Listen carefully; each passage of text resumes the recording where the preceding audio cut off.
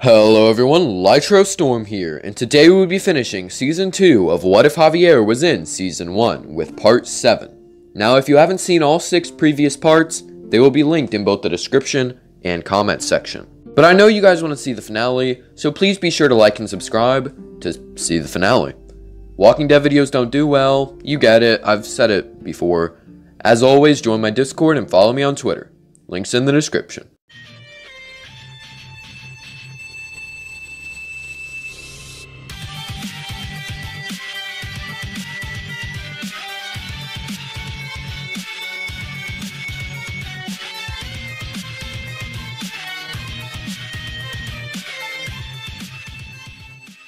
Episode 5 would begin with the gunfight actually taking place. Clementine's eyes would open to see Reggie on the ground with blood all over him.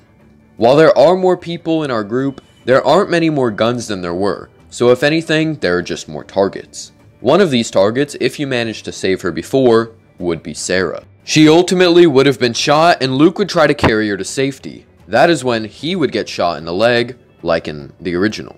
Clementine would see AJ on the ground and she would be left with the choice of either going to get AJ or going to Luke. However, if she goes to Luke, then Nick would run in to get AJ since Luke is already injured, so he can't do it. The group wouldn't actually need Jane's help this time though, since Javi would help to take the last guy out. Jane would still have returned though, thinking that she could help if she arrived on time, however, unfortunately she was too late.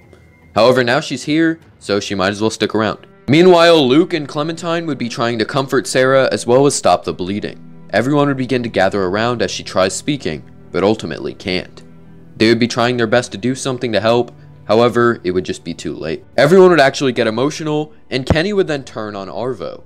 He would still be treated poorly like Kenny and still get hit a few times, but he wouldn't go so far as to, beat him down like he did in the original. I am a Christian man. Because Kenny isn't missing an eye, we also unfortunately do not get the bandage changing scene. However, we would get something of him and Duck trying to enjoy some time together. They would then arrive at the power plant place, and we would get the same campfire scene, but with Kate and Nick indulging in the bottle, while Javi doesn't. Kenny also doesn't, as he wants to set a good example for Duck, and would try to take first watch. However, he wouldn't be as stubborn as he was in canon. Everyone would go to sleep and travel to the house in the morning.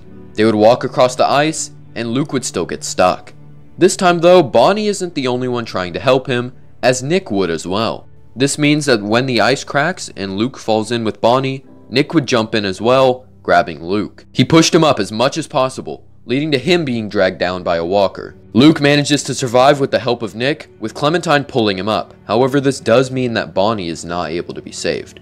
This would complete Nick's character arc that I set up along with Ben, saving his best friend and proving himself to not just be a screw-up. This is something that honestly should have been dealt with more in the games, as he never really redeems himself despite the clear setup. But now Luke and potentially Clem would have to warm themselves up with the fire. Luke would be cold, trying to sputter out some words about how Nick was just gone so fast and that he sacrificed himself, as well as Bonnie. Kenny would be getting increasingly more angry, as they just lost 3 people because of Arvo. First Reggie, now Nick and Bonnie, and 4 if Sarah died. However, the group would remind him to keep himself calm, as they need to focus on Luke, Clementine, and AJ. He would do so reluctantly, also worrying about Duck. Jane would be worried about Kenny, but not as much as in canon, as he seems to have his head more on straight. This is due to Duck still being alive. Kenny tries to get the truck working, and eventually does. However, it would be decided almost unanimously that they would go to Wellington. Basically, everyone from our original group agrees, that being Kenny, Javi, Kate, Krista, and the kids. The only people who don't are Luke, Mike, and Jane. Kenny would then say that there probably isn't enough room for anyone anyway, so Mike would then ask if he was serious, implying that they were going to leave them behind. It ultimately becomes a, but it's cold, the kids might die, versus Wellington has stuff, so they won't die. It's that's basically what happened in canon too. Luckily though, because Kenny's outbursts aren't as frequent and they aren't even that bad, plus most of the group sided with him, Mike and Arvo don't try to leave. There are currently 12 people, not counting the 2 babies, so that would mean 5 inside the truck and 7 sitting in the back. I'm not sure if that's actually manageable or not though. I'm sure driving would be much more difficult if there are that many people who could fall out, but instead I think Mike would reveal that he talked to Arvo and he wanted to go someplace else with him. It wouldn't be fair to just leave him, plus they know there might not be enough space. Jane would also consider leaving, but she thinks that maybe she can have something here. Plus, Luke is injured, so, you know, the one person that she might actually care about besides Clementine, it's kind of looking like she needs to be there. Kenny asks Luke, and he says that he's staying all the way. The group decided, so, I mean, he's not leaving. So now that it's 11 people in the truck, it is a bit more manageable. They would drive for a while until they eventually had to walk through the snow because of the fuel problem. Everyone would make it to the little truck stop place and rethink the plan. Part of the group is kind of reluctant once again, but Kenny assures them that they can make this work. They then spend the next almost 2 weeks trying to find Wellington, until eventually they do. However, unfortunately, that's when they're told that they're over capacity. They give them the bag of supplies, and there really isn't a take the kids moment either, because I think Krista and Kenny are more attached to their kids. And even if they did give up the kids, that would be 2 babies, Duck, Clementine, Maury, and Gabe. So yeah, that's way more than in canon. So even if they did do that, there still wouldn't be enough room. And so now our group of Clementine, Kenny, Duck, Javi, Kate, Gabe, Mariana, Krista, her baby, Luke, Jane, and AJ would then leave Wellington. Jane would then once again recommend her idea of heading back to House, which Kenny isn't liking all too much, but it's fine.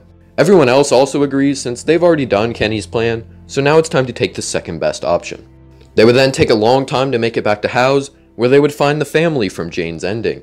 Because they went all the way to Wellington and then all the way back, they arrived a lot later, so the family has already made the place their own. This also means that the supplies would be lower than in canon, so that's just some foreshadowing. Our group would show up and explain their situation on how they had already been there before. The family would then welcome them in, and it would basically end similarly to Jane's ending if you let the family in. Clementine and the kids would meet the new boy, and the adults would introduce each other to the parents. And as everyone is happy and hopeful, with Jane making the realization that they're low on food, the season ends. This ending ultimately gives us elements of both Kenny and Jane's ending, which I think is kinda neat. And yeah, I know it was pretty underwhelming because there was no big fight, but without Kenny being an ape, a lot of the conflict from the final episode can't really happen. I do think that we managed to give Nick and Ben some good development though in this season, as well as keeping characters like Krista and Luke alive. Overall, I hope you all enjoyed this season of the What If, and look forward to the third.